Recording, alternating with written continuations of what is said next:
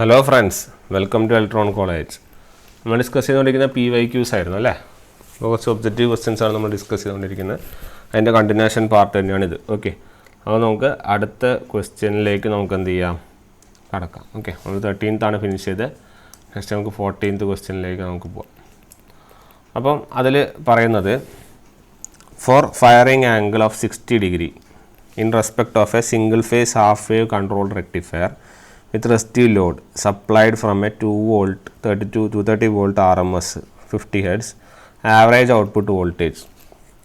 Okay, നമുക്ക് ഫോർമുലറാണ് ചെയ്യാൻ പറ്റുന്ന ക്വസ്റ്റ്യൻസ്, ടൈപ്പ് ക്വസ്റ്റ്യൻസ് ആണ് ഇതല്ലേ. അപ്പോൾ single phase half wave controlled rectifier ആണ്.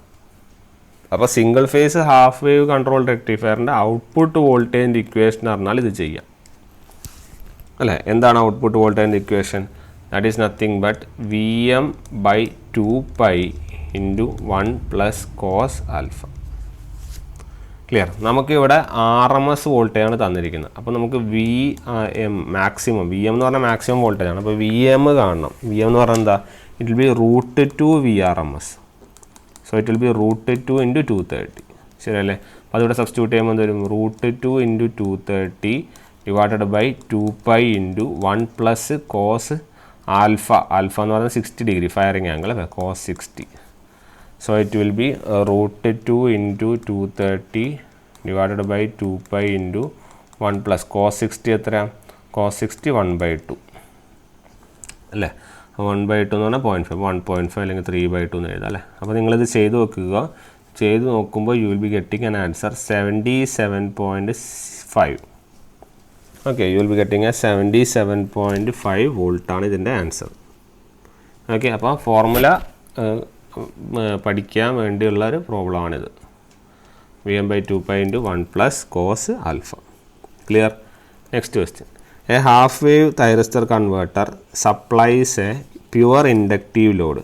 ഒരു ഹാഫ് വേവ് തൈറിസ്റ്റർ കൺവേർട്ടറാണ്. അപ്പോൾ ഒരു സപ്ലൈ ഉണ്ടാവും, ഒരു തൈറിസ്റ്റർ ഉണ്ടാവും, ഒരു ഇൻഡക്ടർ ഉണ്ടാവും അല്ലേ. Inductive load ± VS. VS എന്ന് പറഞ്ഞ സാധനമാണ് എന്ത്? Vm sin ωt. ഓക്കെ, അപ്പോൾ half wave thyristor converter supplies a pure inductive ലോഡാണ്. Supplies a pure inductive load of as shown in the figure. If the triggering angle of the thyristor is 120 degree. 120 degree ആണ് triggering angle എങ്കിൽ ഇതിൻ്റെ extinction ആംഗിളാണ് ചോദ്യം. Okay, ഇതിൻ്റെ extinction ആംഗിളാണ് ചോദ്യം. Okay, അപ്പോൾ നമ്മൾ ഇത് അനലൈസ് ചെയ്യാൻ വേണ്ടി കുറച്ച് ബുദ്ധിമുട്ടുണ്ട്. ഓക്കെ, നമ്മളൊരു ഇതിൻ്റെ എക്സ്റ്റിങ്ഷൻ ആംഗിളാണ് നമുക്ക് അറിയേണ്ടത് അല്ലേ. അപ്പോൾ ഇതിൻ്റെ എക്സ്റ്റിങ്ഷൻ ആംഗിൾ അറിയണമെങ്കിൽ നമുക്ക് ഒന്നുകിൽ നമുക്ക് വേവ് ഫോം നമ്മൾ പഠിക്കണം. ഓക്കെ, വേവ് ഫോം അറിഞ്ഞിരുന്നാൽ ഇതിൻ്റെ ആൻസർ കിട്ടും. അല്ലെങ്കിൽ ഒരു ഹാഫ് വേവ് തൈറിസ്റ്റർ ആണെങ്കിൽ നമ്മൾ ഈ ഒരു മെത്തേഡിൽ ഞാനിപ്പോൾ പറഞ്ഞുതരാം. ഓക്കെ, അപ്പോൾ ആ ഒരു മെത്തേഡ് നിങ്ങൾ അനലൈസ് ചെയ്തിട്ട് നമുക്ക് എന്ത് ചെയ്താൽ മതി? ഇത് ചെയ്താൽ മതി. ക്ലിയർ? അപ്പോൾ നമുക്ക് ആ ഒരു മെത്തേഡ് നമുക്ക് എന്ത് ചെയ്യാം, നോക്കാം. അപ്പോൾ ആ ഒരു മെത്തേഡ് എന്താണെന്ന് പറഞ്ഞാൽ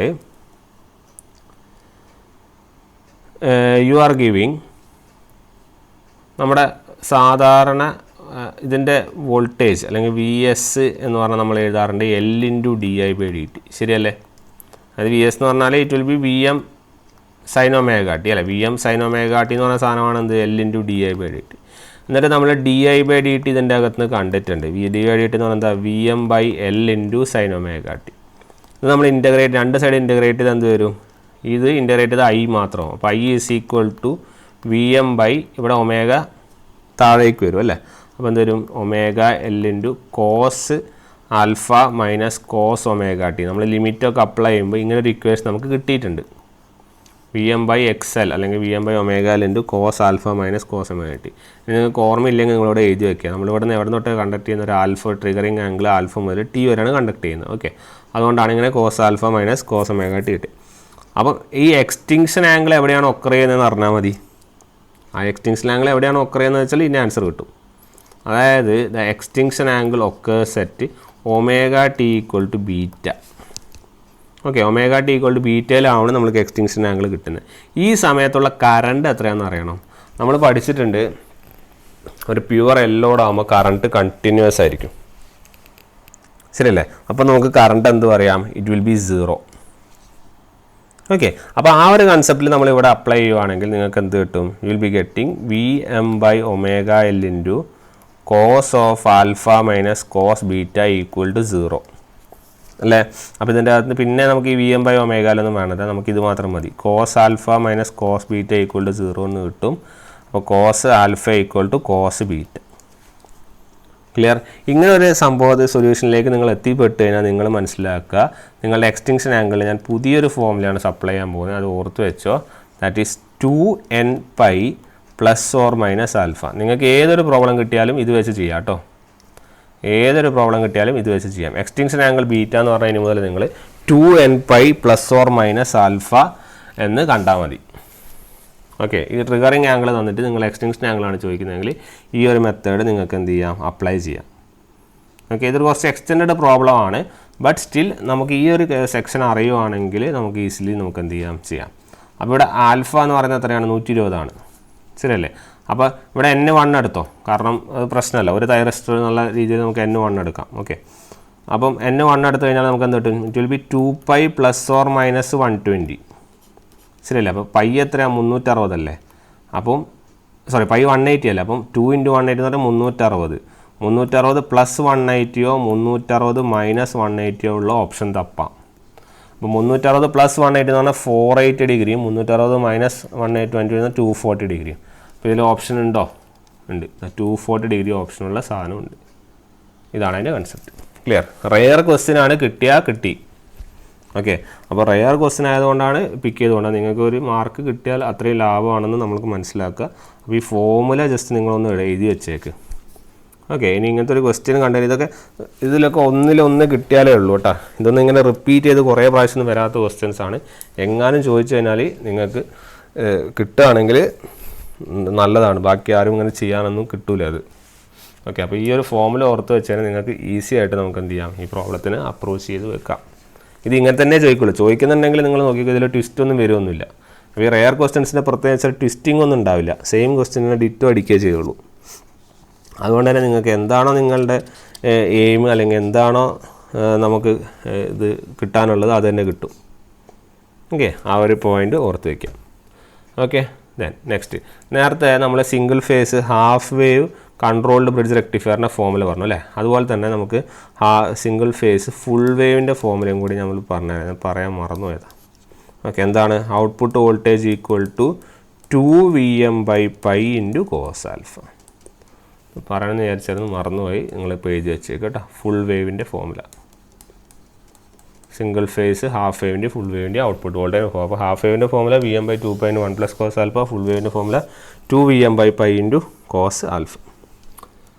ആ പോയിന്റ് നോട്ട് ചെയ്യാം. ഓക്കെ, അപ്പോൾ question, single phase full wave rectifier is constructed with a peak value of sinusoidal voltage is V. Peak value നമുക്ക് എന്ത് ചെയ്തിട്ടുണ്ട്, തന്നിട്ടുണ്ട്. Peak value of sinusoidal voltage തന്നിട്ടുണ്ട്. It is Vm.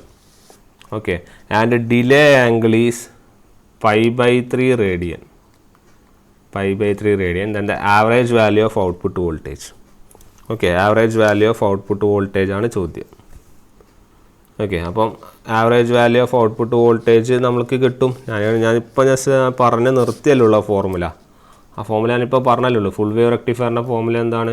2Vm/π × cos alpha അല്ലേ? V out. അതാണ് ചോദ്യം, direct ചോദ്യമാണ്. നമ്മൾ ക്വസ്റ്റ്യൻ കണ്ട് ഡൗട്ട്ഫുൾ ആവുമൊന്നും വേണ്ട. പീക്ക് വോൾട്ടേജ് Vm എന്ന് പറഞ്ഞാൽ നമുക്ക് എന്താ പ്രശ്നം? പീക്ക് വോൾട്ടേജ് Vm എന്ന് നമുക്ക് അറിഞ്ഞൂടെ? ഡിലേ ആംഗിളാണ് π/3. അപ്പം π/3 ആണ് ആൽഫ അല്ലേ? ആൽഫ എന്ന് പറഞ്ഞാൽ എത്രയാണ്? 1 π എന്ന് പറഞ്ഞാൽ 180. അപ്പോൾ ആൻസർ 60. അപ്പോൾ ആൽഫ 60 ഉള്ളതാണ് ക്വസ്റ്റ്യൻ. അപ്പോൾ എന്ത് 2 × Vm/π × cos 60. cos 60 എന്ന് പറഞ്ഞാൽ എത്രയാണ്? cos 60 വിൽ ബി 1/2 അല്ലേ? അപ്പോൾ 2 കട്ടാവുക. Vm/π ആണ് ആൻസർ. ഇനി ആകെ ഒരു ബുദ്ധിമുട്ട് എന്താ വെച്ചാൽ ഈ വാട്ട് ടൈംസ് Vm എന്നായിരുന്നു ക്വസ്റ്റ്യൻ. ഓക്കെ, അപ്പം 1/πൻ്റെ വാല്യൂ അറിയാനുള്ള ബുദ്ധിമുട്ടേ ഉള്ളൂ. അപ്പം പൈ എന്ന് പറഞ്ഞാൽ നമുക്കറിയാം എത്ര 3.14 ആണ് അല്ലേ? അപ്പോൾ 1/3 എന്ന് പറഞ്ഞാൽ ഓൾമോസ്റ്റ് ഒരു 0.33ൻ്റെ വാല്യൂ ആയിരിക്കും അല്ലേ? 1/3 എന്ന് പറഞ്ഞാൽ നമുക്കറിയാം 0.33ൻ്റെ. അങ്ങനത്തെ ഒരു ഓപ്ഷനല്ലേ ഉള്ളൂ ഇവിടെ. ക്ലിയർ? അപ്പോൾ ആ ഒരു പോയിൻറ്റും കൂടി നിങ്ങൾ എന്ത് ചെയ്യുക, നോട്ട് ചെയ്ത് വെക്കുക. ഓക്കെ, അപ്പോൾ ഫോർമുല ക്ലിയർ ആണെങ്കിൽ പ്രശ്നമൊന്നുമില്ല. ഓക്കെ, പിന്നെ ഒരു ചോദ്യം നിങ്ങളോട് ചോദിക്കുവാണ്.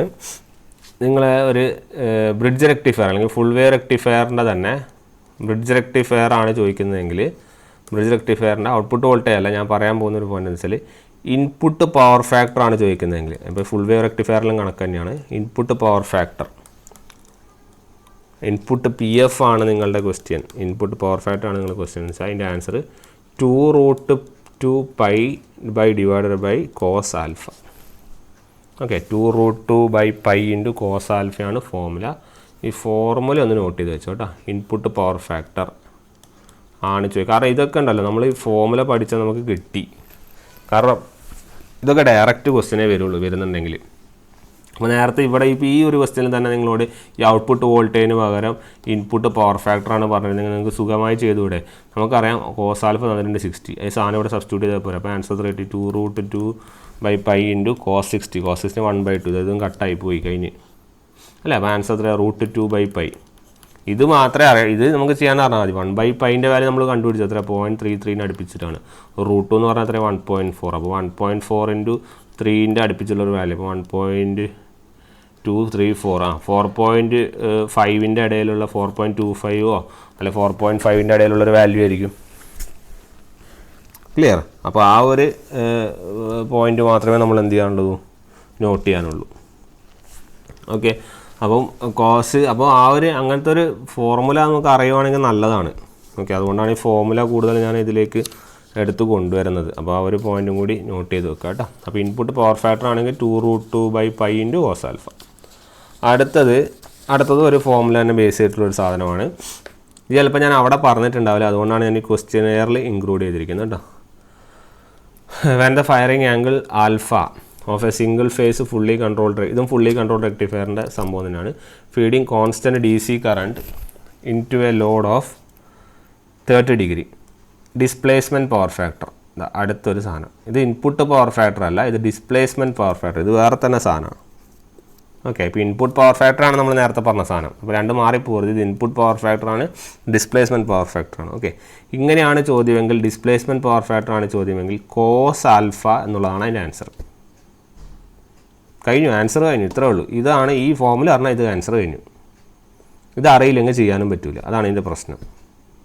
ഓക്കെ, അപ്പോൾ ഇവിടെ ഓപ്ഷനുകൾ 1/√3 √3/2 എന്നുമാണ്. നിങ്ങൾക്ക് ഈ cos ആൽഫ അല്ല എന്ന് അറിയുകയാണെങ്കിൽ നിങ്ങൾ ഈ ക്വസ്റ്റ്യൻ സ്കിപ്പ് ചെയ്ത് പോവുക ചെയ്യുക.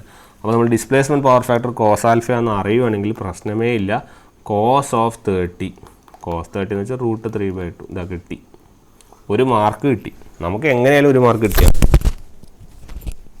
നമുക്ക് ഇന്ന മെത്തേഡൊന്നുമില്ല, നമുക്ക് എങ്ങനെ വേണമെങ്കിലും എന്ത് ചെയ്താൽ മതി, ഒരു മാർക്ക് കിട്ടിയാൽ മതി.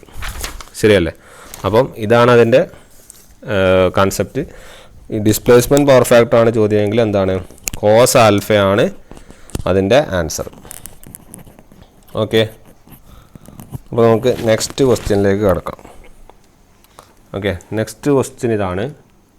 പിന്നെ സിംഗിൾ ഫേസ് സെമി കൺവേർട്ടർ. ഇപ്പോൾ സാധനം മാറി, ഫുൾ കൺവേർട്ടറും ഹാഫ് കൺവേർട്ടറും എന്നല്ല, സെമി കൺവേർട്ടറാണ്. Okay, with resistive load R load and for a firing angle alpha each SCR conducts and a free wheeling diode action takes place for. എത്ര ആണ് ഫ്രീ വീലിംഗ് ഡയോഡ് കാര്യങ്ങളെന്നൊക്കെയാണ്. അപ്പോൾ സെമി കൺവേർട്ടർ നമുക്ക് just ഒന്ന് പറയാം അല്ലേ. നമ്മളെ semi converter four R ലോഡിൻ്റെ ഒരു wave form ഔട്ട്പുട്ടാണ് നമ്മൾ ഈ കാണിച്ചിരിക്കുന്നത്. ക്ലിയർ അല്ലേ? ഇതാണ് നിങ്ങളുടെ V ഔട്ട്, ഇതാണ് നിങ്ങളുടെ ടൈം. അപ്പോൾ ഇത് ആൽഫ, ഇതെന്താണ് പൈ, ഇതെന്താണ് പൈ പ്ലസ് ആൽഫ, ഇത് 2π, ഇതെന്താണ് 2π പ്ലസ് ആൽഫ, ഇത് 3π. അങ്ങനെ ആ ഔട്ട്പുട്ട് വേവ് ഫോം അങ്ങനെ പോകും അല്ലേ. അപ്പം ഇവിടുത്തെ കൺസെപ്റ്റ് എന്താണ്, നമ്മൾ റെസിസ്റ്റീവ് ലോഡാണിത്, അതുകൊണ്ടാണ് ഇങ്ങനെ വന്നത് വേവ് ഫോം അല്ലേ. അപ്പോൾ റെസിസ്റ്റീവ് ലോഡാണ്, അപ്പം ഔട്ട്പുട്ട് വേവ് ഫോമാണ് നമ്മൾ പറയുന്നത്. അപ്പോൾ ഇതിൽ കണ്ടക്ഷൻ പീരീഡ് എന്ന് പറയുന്ന സാധനം എന്താ ശരിക്കും, ഇതിൽ കണ്ടക്ട് ചെയ്യുന്നത് നമ്മൾ തൈറിസ്റ്റർ കണ്ടക്ട് ചെയ്യുന്ന എവിടെ തൊട്ട് എവിടെ വരെ, ആൽഫ മുതൽ പൈ വരെയാണ്. ശരിയല്ലേ അല്ലേ? ആൽഫ മുതൽ പൈ വരെ അല്ലേ കണ്ടക്ഷൻ നടക്കുന്നത്. അപ്പോൾ കണ്ടക്ഷൻ പീരീഡാണ് നിങ്ങളോട് ചോദിക്കുന്നതെങ്കിൽ the conduction period is from alpha to pi. അപ്പോൾ ക്വസ്റ്റ്യൻ പേപ്പറിൽ ആൽഫ ടു പൈ എന്നൊന്നല്ല ഉണ്ടാവുക. ഓക്കെ, ക്വസ്റ്റ്യൻ പേപ്പറിൽ ഓപ്ഷനുകൾ എങ്ങനെ ഉണ്ടാവുമെന്ന് വെച്ചാൽ, ഇപ്പോൾ ഓപ്ഷൻ പറയുകയാണെങ്കിൽ ആൽഫ 0, രണ്ടാമത്തെ option pi minus alpha alpha, pi plus alpha alpha, pi minus alpha 0. Clear? അപ്പോൾ കണ്ടക്ഷൻ നമുക്ക് ഇതിലറിയാണ്. നമ്മളൊരു ആർ ലോഡിൽ സെമി കൺവേർട്ടർ ആകുമ്പോൾ ആർ ലോഡിൽ 0 ആൽഫ മുതൽ പൈ വരെയാണ് കണ്ടക്ഷൻ നടക്കുന്നതെന്ന് മനസ്സിലാക്കുക. നമ്മുടെ കണ്ടക്ഷൻ എവിടെ തൊട്ട് എവിടെ വരെയും ആൽഫ ടു പൈ, അതായത് കണ്ടക്ഷൻ പീരീഡ് എന്ന് ചോദിച്ചു കഴിഞ്ഞാൽ എത്രയായിരിക്കും? It will B pi minus alpha. 2 option ഉണ്ട് അല്ലേ? ഇനി അതിലേതാണെന്ന് നോക്കാം. ഓക്കെ, അപ്പം പൈ മൈനസ് ആൽഫ 2 ഓപ്ഷൻ വന്നു. അപ്പോൾ ഇത് 2 എലിമിനേറ്റ് ആയിപ്പോയി. അത് പോട്ടെ. അപ്പോൾ കണ്ടക്ഷൻ പീരീഡ്. ഇനി ഫ്രീ വീലിംഗ് ആക്ഷൻ നടക്കുന്നുണ്ടോ എന്നുള്ളതാണ് ചോദ്യം. ഇതൊരു റെസിസ്റ്റീവ് ലോഡല്ലേ ഗൈസ്? റെസിസ്റ്റീവ് ലോഡിൽ എവിടെയാണ് ഫ്രീ വീലിംഗ് ആക്ഷൻ? ആ ക്വസ്റ്റ്യൻ തന്നെ വായിച്ചാൽ തന്നെ നിങ്ങൾക്ക് മനസ്സിലാവണം. അതിനാണ് ഈ ആർ ലോഡെന്ന് പ്രത്യേകിച്ച് എടുത്തു പറയുന്നത്. അപ്പോൾ റെസിസ്റ്റീവിൽ ലോഡ്, ഇപ്പോൾ ഇൻഡക്റ്റീവ് ലോഡാണെങ്കിൽ നമുക്ക് പറയാം ഫ്രീ വീലിംഗ് ആക്ഷൻ ഉണ്ട്. പക്ഷേ ഇവിടെ റെസിസ്റ്റീവ് ലോഡ് ആയതുകൊണ്ട് തന്നെ ഫ്രീ വീലിംഗ് ആക്ഷൻ ഇല്ല. അതുകൊണ്ട് തന്നെ അതിൻ്റെ ഫ്രീ വീലിംഗ് ആക്ഷൻ്റെ സ്ഥലത്ത് ഏതാ വാല്യൂ? 0 ആണ് വാല്യൂ. അപ്പോൾ ഇതുമില്ല, ഇതുമില്ല. ഇതാണ് നമ്മുടെ ആൻസർ. ക്ലിയർ? നല്ല ക്വസ്റ്റ്യൻ അല്ലേ? നമ്മൾ ആ ക്വസ്റ്റ്യൻ അനലൈസ് ചെയ്യാനുള്ളൊരു ബുദ്ധിമുട്ടാണ് ആക്ച്വലി. ക്വസ്റ്റ്യൻ കിട്ടിക്കഴിഞ്ഞാൽ പിന്നെ പ്രശ്നമില്ല. ഓക്കെ, അടുത്തത് the average output of a semi converter to 120 volt 50 hertz firing angle എത്ര തന്നിട്ടുണ്ടെന്ന് അറിയോ? π/2. ഫയറിംഗ് ആംഗിൾ π/2 എന്നാണ് തന്നിരിക്കുന്നത്.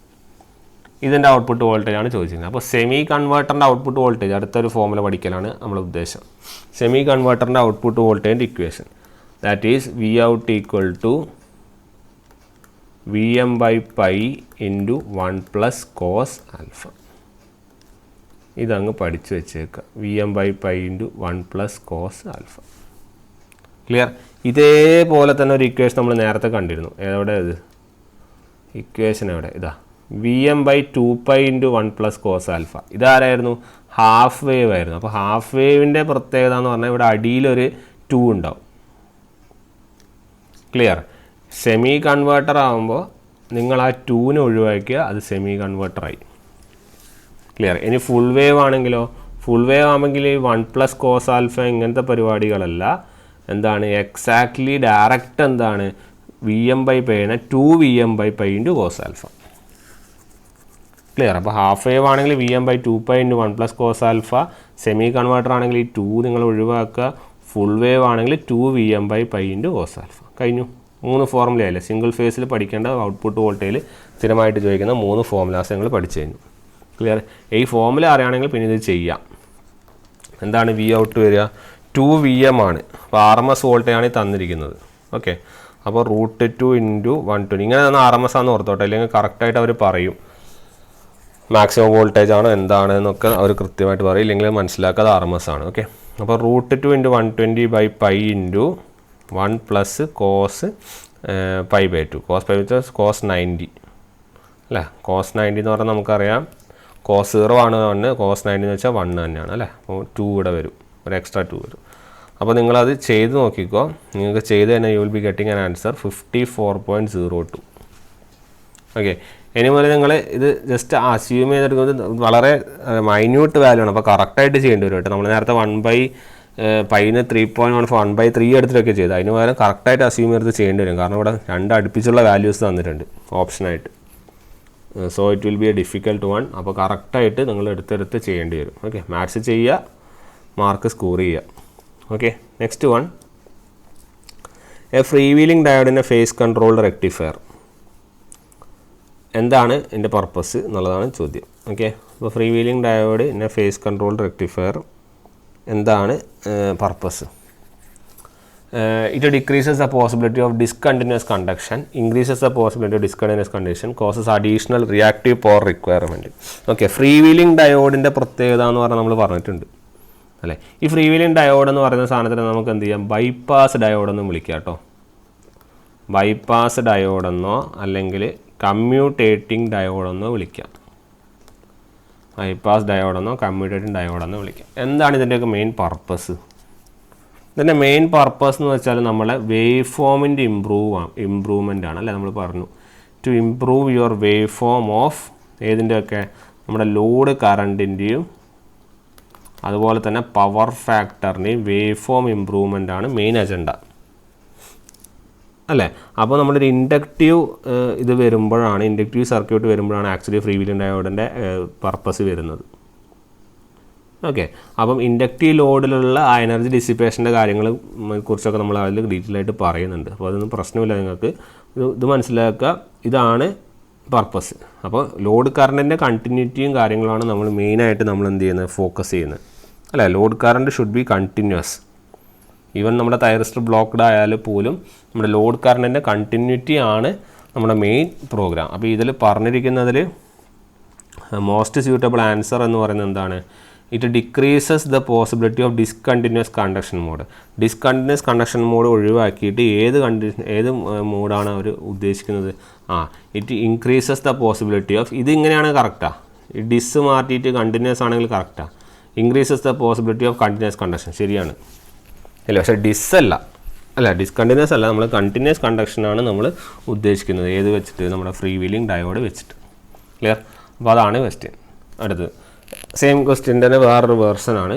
Free wheeling diode in phase control rectifiers enables inverter operation responsible for additional reactive power, improves line power factor, responsible for harmonics. ഇതൊന്നുമല്ല, നമ്മളിപ്പോൾ പറഞ്ഞു നിർത്തിയുള്ളൂ. എന്താണ് ലൈൻ പവർ ഫാക്ടർ അല്ലെങ്കിൽ പവർ ഫാക്ടർ ഇമ്പ്രൂവ്മെൻ്റ് ആണ് നമ്മുടെ മെയിൻ കാര്യം അല്ലേ. അല്ലാണ്ട് ഹാർമോണിക്സ് ഉണ്ടാക്കും എന്നുള്ള സംഭവമൊന്നുമല്ല.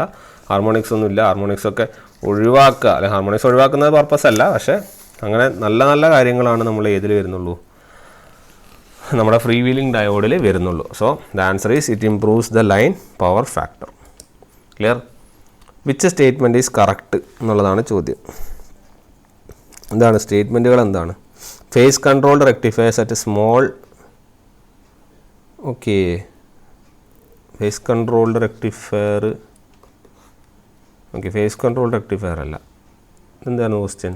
ടു ക്വാഡ്രൻറ്റ് കൺവേർട്ടറാണ്, ഫേസ് കൺട്രോൾഡ് കൺവേർട്ടർ അല്ല, ടു ക്വാഡ്രൻറ്റ് കൺവേർട്ടറാണ്. ഓക്കെ.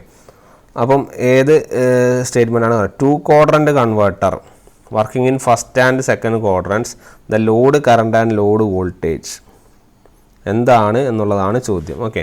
അപ്പോൾ നമ്മൾ ടു ക്വാഡ്രൻറ്റ് കൺവേർട്ടർ അല്ലെങ്കിൽ നമ്മളൊരു പുതിയൊരു ടോപ്പിക്കാണ് ആക്ച്വലി പഠിക്കാൻ പോകുന്നത്. ഓക്കെ. അപ്പോൾ അതിന് മുന്നോടിയായിട്ട് നമ്മൾ ഒരു ടു ക്വാഡ്രൻറ്റ് കൺവേർട്ടറിനെ കുറിച്ച് നമ്മൾ പറയുവാണെങ്കിൽ, ഇതല്ല ഒരു ടു ക്വാഡ്രൻറ്റ് കൺവേർട്ടർ. ഓക്കെ. ഇവിടെ നമുക്കറിയാം, ഇവിടെ നമ്മൾ ഔട്ട്പുട്ട് വോൾട്ടേജ് ഇത് നമ്മൾ -VO, ഇത് IO, ഇത് -IO, ശരിയല്ലേ. അപ്പോൾ ഇതിൽ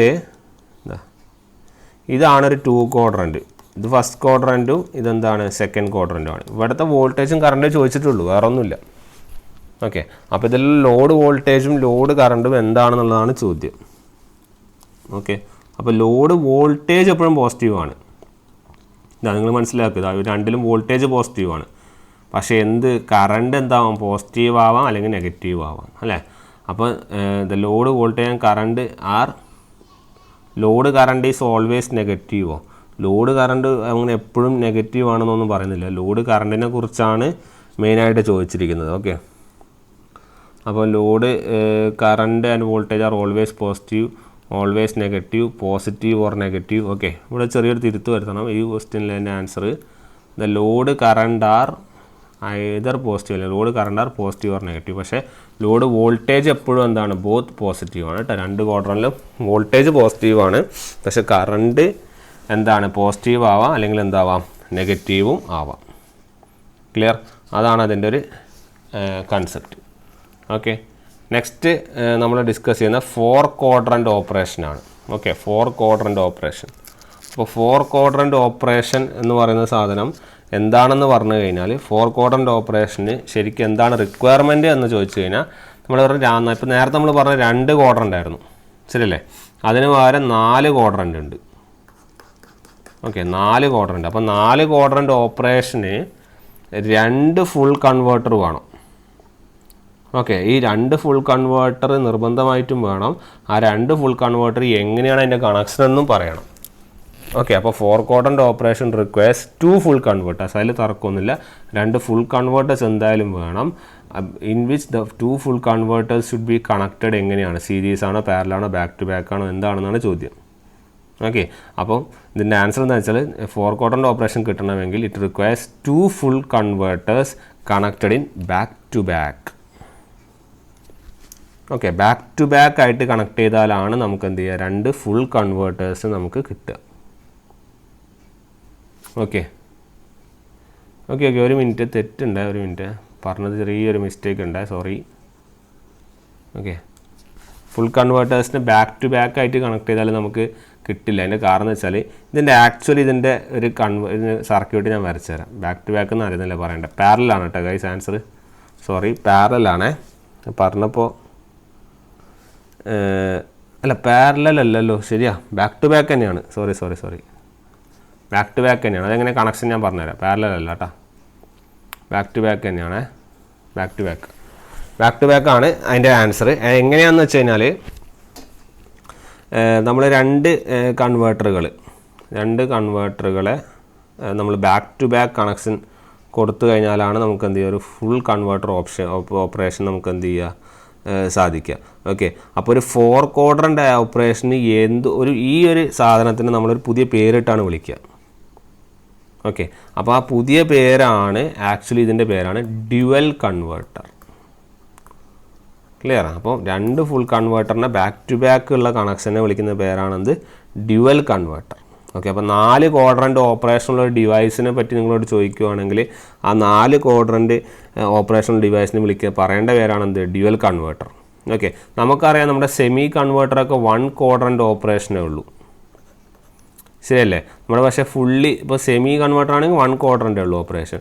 നമ്മുടെ ഫുൾ കൺവേർട്ടർ ആണെങ്കിൽ എത്ര ക്വാഡ്രൻ്റ്? 2 ക്വാഡ്രൻ്റ് ഉണ്ടാവും അല്ലേ? ഫുൾ ക്വാഡ്രൻ്റ് ആണെങ്കിൽ 2 ക്വാഡ്രൻ്റ്, ഫസ്റ്റും ഉണ്ടാവും ഫോർത്തും ഉണ്ടാവും. ഓക്കെ, സിമിലർലി 4 ക്വാഡ്രൻറ്റും ഓപ്പറേറ്റ് ചെയ്യുക എന്ന് പറഞ്ഞാൽ അതിനെ വിളിക്കുന്ന പേരാണ് 4 ക്വാഡ്രൻ്റ് ഓപ്പറേഷൻ വിളിക്കുന്ന പേരാണ് ഡ്യുവൽ കൺവേർട്ടർ. ഓക്കെ, ഒരു ഡ്യുവൽ കൺവേർട്ടർ എങ്ങനെയാണ് ഉണ്ടാവുക എന്ന് പറഞ്ഞു കഴിഞ്ഞാൽ ഇതാണ് അതിൻ്റെ സർക്യൂട്ട്. ഞങ്ങളിങ്ങനെയാണ് ഡ്യുവൽ കൺവേർട്ടർ ഉണ്ടാവുക. ഓക്കെ, ഇവിടെ ലോഡ്, ഇവിടെ അടുത്തത്. ഓക്കെ,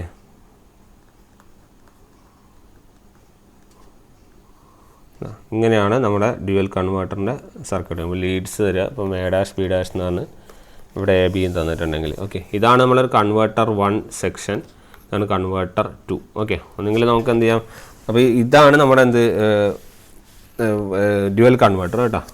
നേരത്തെ പറഞ്ഞത് മാറിപ്പോയതാണ്, പാരലലൊന്നല്ല കേട്ടോ, ഡ്യുവൽ കൺവേർട്ടർ. ഓക്കെ, പാരലലിന് ചോദിക്കില്ല. എന്താണ് ഞാൻ ഉദ്ദേശിച്ചതെന്ന് വെച്ചാൽ ആൻറ്റി പാരലലാണ്. ഓക്കെ, ആൻറ്റി പാരലൽ കണക്ഷൻ എന്നാണ് പറയുക. ഓക്കെ, പാരലൽ എന്ന് പറയാം, ആൻറ്റി പാരലൽ. കാരണം ഇതാ ഒരു കൺവേർട്ടർ ഒരു സൈഡിലേക്ക്, മറ്റേ കൺവേർട്ടർ വേറെ സൈഡിലേക്കുള്ളത്. ഓക്കെ, അപ്പോൾ ആൻറ്റി പാരലൽ കണക്ഷൻ എന്ന് ഓർത്താൽ മതി. ഓക്കെ, ഒന്നെങ്കിൽ നിങ്ങൾക്ക് ഓപ്ഷനിൽ ആൻറ്റി പാരലൽ എന്നുണ്ടാവും, അല്ലെങ്കിൽ ബാക്ക് ടു ബാക്ക് എന്നുണ്ടാവും. ഓക്കെ, ഏതാണെങ്കിലും നിങ്ങൾ ആൻസർ ചെയ്യുക. അപ്പം it is nothing but 4 quadrant operation with connected in back to back എന്ന് പറയാം, അല്ലെങ്കിൽ ആൻറ്റി പാരലൽ എന്നുണ്ടെങ്കിൽ ആൻറ്റി പാരലൽ ഓപ്ഷൻ ആണ് വരിക.